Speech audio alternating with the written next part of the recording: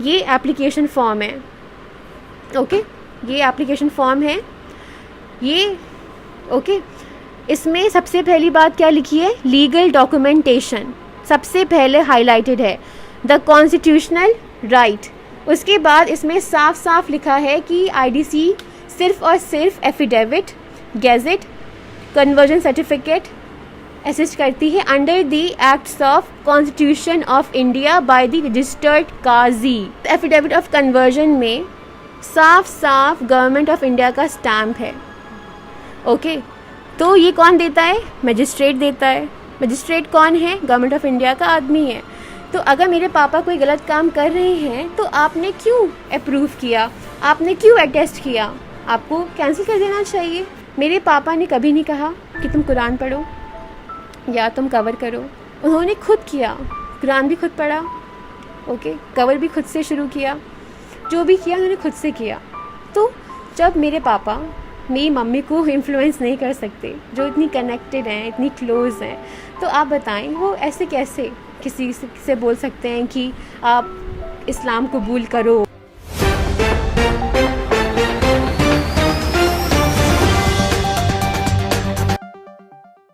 मौलाना उमर गौतम, जिसके बारे में आप लगातार सोशल मीडिया पर देख रहे हैं, गोदी मीडिया में देख रहे हैं, और यूपी पुलिस के जो आए दिन नए नए प्रकरण सामने आ रहे हैं उसमें आप देख रहे हैं, फिर चाहे वो आतंकी, गैंगस्टर, एनएसए, तमाम तरह की धाराएं अब साबित कर चुका है गोदी मीडिया। लेकिन उससे इतर एक और स्टोरी है जिस पर आपको ध्यान इसलिए देना चाहिए क्योंकि मीडिया चाहे गला फाड़ फाड़ कर कुछ भी बोलता रहे, लेकिन परिवार क्या कहता है, कैसे इंसान है मौलाना उमर गौतम, हम उन्हीं की बेटी से जानने की कोशिश करेंगे और ये भी आपको बताने की कोशिश करेंगे कि क्या ये पाकिस्तान का जो पूरा प्रोपेगेंडा शुरू हुआ है उसके पीछे की सच्चाई क्या है। तो मैं सबसे पहले आपसे ये जानना चाहूँगी कि ये जो पूरा प्रकरण हुआ है उसे आप किस तरह से देखती हैं।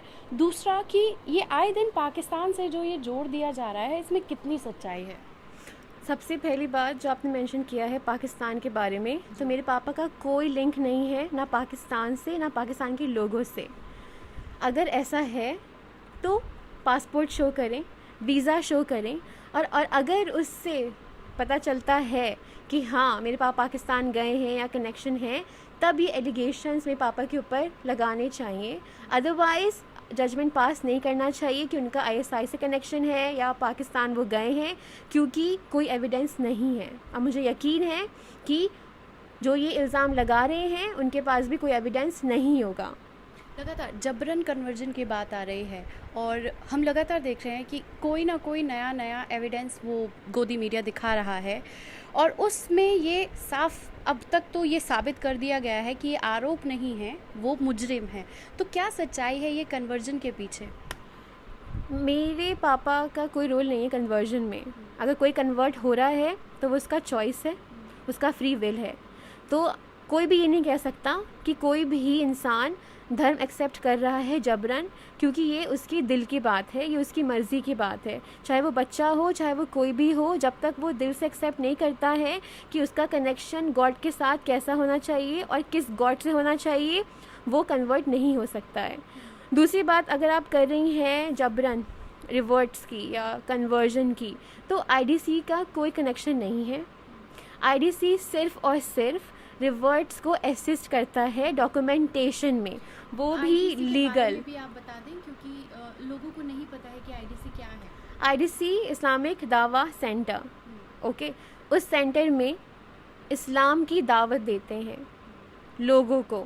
जो मेरे पापा वीडियोस में बता रहे हैं लेकिन लोग उसे फैब्रिकेट कर रहे हैं, मैनिपुलेट कर रहे हैं, वो गलत है।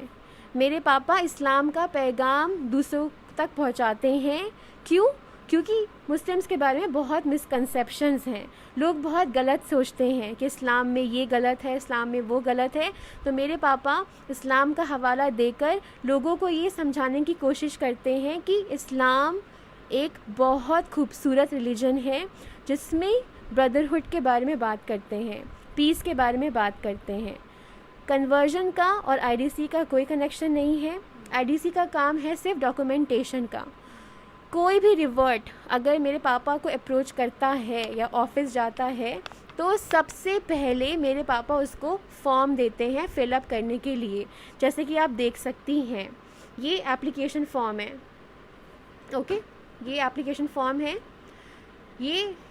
ओके, इसमें सबसे पहली बात क्या लिखी है? लीगल डॉक्यूमेंटेशन सबसे पहले हाईलाइटेड है, द कॉन्स्टिट्यूशनल राइट। उसके बाद इसमें साफ साफ लिखा है कि आईडीसी सिर्फ और सिर्फ affidavit, gazette, conversion certificate assist करती है under the acts of constitution of India by the registered काजी। ऐसा वैसा काजी नहीं, रजिस्टर्ड काजी। इस फॉर्म के नीचे बॉक्स में डिक्लेरेशन भी है। जो भी ये फॉर्म फिल करता है वो डिक्लेयर करता है कि उसने अपने मर्ज़ी से, अपने कंसेंट से अपना रिलीजन चेंज किया है। उसके बाद वो अपना अटेस्ट करता है आधार कार्ड, पैन कार्ड की कॉपी और बहुत सारे डॉक्यूमेंट्स, ताकि मेरे पापा को एश्योरेंस रहे कि जो भी कनेक्ट हो रहा है आईडीसी से उनका सारे प्रूफ रहें। तो अगर कोई ये बोल रहा है कि यहाँ पर इलीगल काम हो रहा है तो वो गलत सोच रहा है। जो भी काम हो रहा है वो act of constitution of India के अंडर हो रहा है। जो भी एफिडेविट आता है, जो भी गैजेट बनता है, वो गवर्नमेंट ऑफ इंडिया अप्रूव करती है। फॉर एग्ज़ाम्पल ये है एफिडेविट ऑफ कन्वर्जन। ओके, इस एफिडेविट ऑफ कन्वर्जन में साफ साफ गवर्नमेंट ऑफ इंडिया का स्टैम्प है। ओके, तो ये कौन देता है? मजिस्ट्रेट देता है। मजिस्ट्रेट कौन है? गवर्नमेंट ऑफ इंडिया का आदमी है। तो अगर मेरे पापा कोई गलत काम कर रहे हैं तो आपने क्यों अप्रूव किया? आपने क्यों अटेस्ट किया? आपको कैंसिल कर देना चाहिए। ये तो बहुत ही बेसिक बात है। तो बिल्कुल मैं इसी के साथ मीडिया में एक और स्टोरी चल रही है कि आपके पापा पहले दूसरे धर्म में थे, फिर वो कन्वर्ट हुए, फिर आप लोग भी कन्वर्ट हुए। लेकिन इसी के बीच जो बार बार बताने की कोशिश की जा रही है ये साजिशन हो रहा है। मतलब आपके पापा भी साजिशन ही पाकिस्तानी कनेक्शन के साथ कन्वर्ट हुए, आप लोगों को भी जबरन किया गया। तो हम दूसरे लोगों की बात छोड़ देते हैं। आप बेटी हैं, आपने पूरी उम्र अपने पिता के साथ बिताई है। जबरन वाली स्टोरी कैसी है? आपके अब्बा के बारे में हम जानना चाहते हैं, वो कैसे इंसान हैं, क्योंकि एक बेटी से बेहतर अपने पिता को कोई नहीं जानता। जी, मेरे पापा एक बहुत अच्छे इंसान हैं, बहुत ही हम्बल, बहुत ही काइंड इंसान है। मेरे पापा ने हमें बोला कि चाहे कोई जैनिटर हो या सीईओ हो, दोनों को इक्वल रिस्पेक्ट देना है। चाहे वो हिंदू हो या मुस्लिम हो, दोनों को इक्वल रिस्पेक्ट देना है। तो हमको हमेशा ये बोला है कि अच्छे इंसान बनो। हमको ये नहीं बोला कि रिलीजन पर फोकस करो, ये बोला कि ह्यूमैनिटी पर फोकस करो, मोरालिटी पर फोकस करो, एटिकेट्स पर फोकस करो, मैनर्स पर फोकस करो। तो आप ये बताएं, जो आदमी इंसान के पॉजिटिव फैक्टर्स को देखने की कोशिश करता है, वो कैसे किसी को इन्फ्लुएंस कर सकता है, फोर्स कर सकते हैं? बिल्कुल भी नहीं कर सकते। तो ये जो बातें कर रहे हैं कि मेरे पापा का कनेक्शन पाकिस्तान से है, कोई कनेक्शन नहीं है। मेरे पापा ने खुद इस्लाम एक्सेप्ट किया था अपनी मर्ज़ी से, उन्होंने रिसर्च किया था। उनको भी किसी ने नहीं कहा कि इस्लाम एक्सेप्ट करो या इस्लाम सुपीरियर है। मेरे पापा ने रिसर्च किया था। और मेरे पापा बोलते हैं कि कोई भी काम करो, रिसर्च करो, उसके बाद वो काम करो। और मेरे पापा ने भी वही काम किया। उन्होंने बाइबल पढ़ा, वैदिक बुक्स पढ़ी, कुरान पढ़ा, लोगों से बात किया, डिस्कस किया। उसके बाद जब मेरे पापा को लगा कि यस आई शुड एम्ब्रेस इस्लाम, तब उन्होंने कॉन्फिडेंटली एम्ब्रेस किया, एक्सेप्ट किया और पब्लिक में मेंशन किया कि ही इज़ मुस्लिम। जबकि मेरे दादा को, नाना को बिल्कुल भी अच्छा नहीं लगा था, क्योंकि उस वक्त आपको पता है इट वाज़ अ टैबू और ये स्टिग्मा था। और मेरे पापा राजपूत फैमिली से बिलोंग करते हैं, तो ये बहुत ही बड़ा स्टिग्मा था उनके लिए कि उनका बेटा राजपूत फैमिली से बिलोंग करता है, वो मुस्लिम हो गया। तो गुस्से में मेरे दादा ने मेरे पापा को बाइकआउट कर दिया। उसके बाद मेरे पापा दिल्ली आ गए थे, जबकि मेरी पापा की शादी मेरी मॉम से हो गई थी। जब मेरी मॉम को पता चला तो नाना ने बोला कि मुस्लिम हो गया है, छोड़ो, किसी और शादी हो जाएगी। लेकिन मेरी मॉम ने कहा कि मुझे फ़र्क नहीं पड़ता कि वो हिंदू है या मुस्लिम, बात ये है कि वो मेरे हस्बैंड है, वो जहाँ होंगे मैं वहाँ होंगी। तो मेरी मॉम जहाँ वो थी वहाँ से वो दिल्ली आ गई। मेरे पापा ने कभी नहीं कहा कि तुम कुरान पढ़ो, या तुम कवर करो या कुछ भी। मेरी मॉम खुद बताती हैं, अभी की बात नहीं है, शुरू से बता रही हैं। उन्होंने खुद किया, कुरान भी खुद पढ़ा, ओके, कवर भी खुद से शुरू किया, जो भी किया उन्होंने खुद से किया।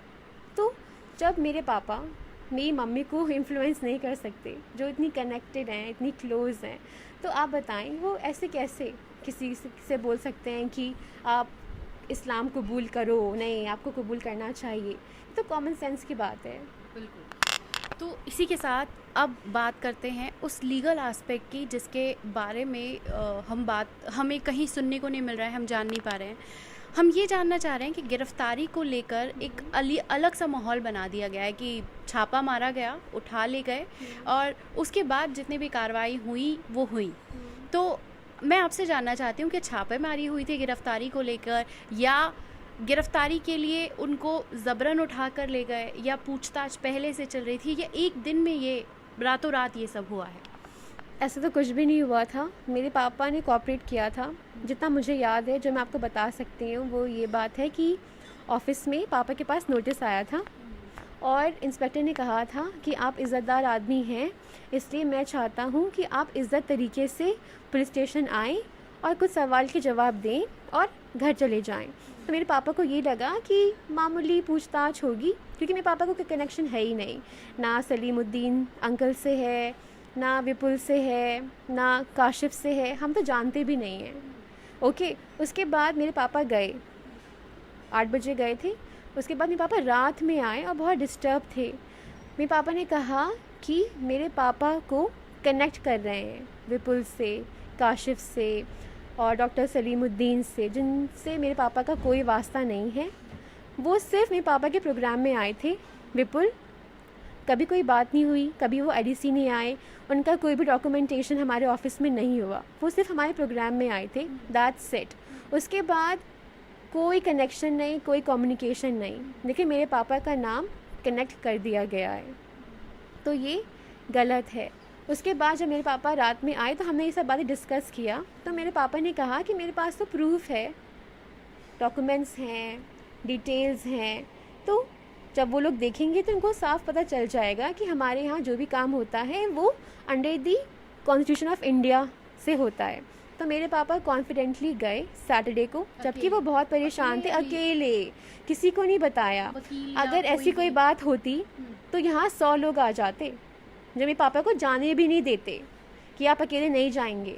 मेरे पापा ने किसी से नहीं कहा, क्योंकि मेरे पापा को कॉन्फिडेंस था कि वो जाएंगे और वो आ जाएंगे। हमको भी ये लगा, वो बहुत परेशान थे, बहुत लंबी थी। 8 बजे से 8 बजे गए थे, रात में कभी 2 बजे आए थे। अच्छा, रात में 8 बजे? हाँ, रात में नहीं, सुबह 8 बजे, फिर वो रात में आए थे। रात में कितना बजे? हाँ, जब घर आए थे तब 12-1 बज गए थे। और गिरफ्तारी कब हुई? कोई गिरफ्तारी नहीं हुई, यही तो पॉइंट मैं आपको बता रही हूँ। कोई गिरफ्तारी नहीं हुई, नहीं, कोई गिरफ्तारी नहीं हुई, कोई पुलिस नहीं आए, कोई भी नहीं आए। मेरे पापा वहाँ गए, सैटरडे को वहाँ गए, बोला डॉक्यूमेंट्स लेकर आना, पासपोर्ट लेकर आना और जो भी फाइल्स वगैरह हैं वो लेकर आना। मेरे पापा लेकर गए, पूछताछ किया। मुझे लगा रात तक आ जाएंगे, जैसे उस दिन आए थे। रात होगी, मैंने भाई को कॉल किया कि पापा कहाँ हैं, क्या हो रहा है, कुछ तो बताओ। कुछ नहीं पता, उनका फ़ोन ऑफ है, हम उन्हें कांटेक्ट नहीं कर सकते, हम पूछ नहीं सकते कि आप ठीक हैं, कोई परेशानी की बात तो नहीं है। मेरे भाई को कुछ नहीं पता। फिर बाद में मेरे भाई से ब्लैंक पेपर पर साइन करवा लिया गया था, अब्बा का भी ये बोलकर कि हम कंटेंट तैयार कर रहे हैं और आपके पापा को छोड़ रहे हैं, फिर आप अपने पापा के साथ घर जा सकते हैं। तो मेरे भाई को लगा ओके, उसे साइन कर दिया। उसके बाद रात हो गई, 2 बज गए। मैंने पूछा पापा कहाँ हैं, तो कह रहे पता नहीं। सुबह पता चला कि पापा को ATS लखनऊ लेकर गई है, बिना बताए, विद नो इन्फॉर्मेशन। तो ये गलत नहीं है? मेरे पापा को डिटेन कर लिया with no notice, without any proof कि इनकी गलती क्या है। उसके बाद पापा लखनऊ चले गए, हमें कुछ नहीं पता कि पापा कैसे हैं, पापा क्या कर रहे हैं, क्यों। उसके बाद पता चला कि धाराएं लग गई हैं, ये धाराएं, वो धाराएं। एक धारा ये भी थी जहाँ पे ये मेंशन था कि वो कम्युनल हेट्रेड स्प्रेड कर रहे हैं, एनमिटी। आप एक वीडियो देखें और उसमें आप एक वर्ड बताएं जहाँ पे मेरे पापा ने बोला हो किसी भी रिलीजन के बारे में नेगेटिव लाइट में। लेकिन जो इंसान जो पीस मेकर है, जो कनेक्शन डेवलप कर रहा है बिटवीन द पीपल, जो मैसेज प्रोपगेट कर रहे हैं about love and peace and brotherhood, how can he be someone who can spread communal hatred? एक आखिरी सवाल मैं आपसे लेना चाहूँगी, जो बार बार कुरेदा जा रहा है कि आपके फ़ादर इतनी बार अमेरिका गए, आपके फ़ादर फ्रांस गए, अलग अलग जगह गए हैं, तो ऐसा क्या है कि उनको उतनी बार वहाँ जाना पड़ रहा था? और क्योंकि इसी एंगल को लेके उन्हें कहीं ना कहीं किसी न किसी संगठन से जोड़नी पड़ी है। मैं चाहूँगी कि आप दर्शकों को बताएं कि आपके अब्बा क्यों जाते थे और क्या क्या ज़रूरत थी उन चीज़ों को करने की। मेरे पापा को लोग बुलाते थे। क्यों बुलाते थे? क्योंकि वो एक मोटिवेशनल स्पीकर हैं, क्योंकि वो एक एग्जाम्पल हैं दूसरे लोगों के लिए। तो मेरे पापा को लोग इनवाइट करते थे, और जो लोग बोल रहे हैं उनको बुलाया जाता था। अब कोई भी स्पीकर है, ओके, उनको बुलाया ही जाएगा। तो मेरे पापा को लोग बुलाते थे। बात करें यूके की, यूएस की, कतर की, जो भी लोग मेंशन कर रहे हैं, तो मेरे पापा के पास इतना पैसा नहीं था कि वो अपनी जेब से खर्च करें और यूके जाएं और वहाँ प्रोग्राम करें और लोगों को बुलाएं। नहीं, मेरे पापा बहुत ही सिंपल आदमी हैं। हम लोग भी बहुत सिंपल लोग हैं। अगर ऐसा होता, जैसे कि लोग बात कर रहे हैं कि जॉब देते थे, तो मेरा भाई 1 साल तक अनएम्प्लॉयड था, उसके पास भी जॉब होती। मेरे जो दोस्त हैं वो भी अनएम्प्लॉयड हैं, उनके पास भी जॉब होती। ओके, मैं भी कहीं बिजनेस कर रही होती। अगर इतना पैसा होता है तो बेसिक है, गुची, लुई विटॉन पहनती, इतनी फंडिंग आती है। लेकिन ऐसा नहीं है। बहुत ही सिंपल आदमी है। जो भी फंडिंग आती थी वो नोबल कॉज के लिए आती थी। मेरे पास एविडेंस भी है जहाँ मैं ये शो कर सकती हूँ कि जो पैसे आते थे वो नोबल कॉज के लिए आते थे, जैसे कि राशन बांटना, कंबल बांटना, लोगों की मदद करना, कोई गरीब है या विडो है तो उसको फाइनेंशियली असिस्ट करना, इस तरीके से। अगर मैं उन लोगों को बुलाऊँगी तो कोई ये नहीं कहेगा कि ये हमें ल्योर कर रहे हैं कि आप इस्लाम एक्सेप्ट करें। नहीं, ये गलत है, बिल्कुल गलत है। मेरे पापा ने हमेशा इस्लाम के बारे में पैगाम भेजा है, इम्पोज़ नहीं किया है। मौलाना उमर गौतम की बेटी को, जिन्होंने बाकायदा सारे डॉक्यूमेंट्स दिखाकर बताया है कि असली मसला क्या है, वो मसला नहीं है जो मीडिया आपको दिखा रहा है, मसला कुछ और है जिसे कुछ और बनाकर आपके सामने परोस दिया गया है। तो हम ऐसे ही लगातार सच्चाइयों से आपका सामना कराते रहेंगे, क्योंकि सच्चाई के बारे में कोई बात नहीं होती, लेकिन टीआरपी के लिए किसी बेकसूर इंसान को टेररिस्ट ज़रूर घोषित कर दिया जाता है। शुक्रिया।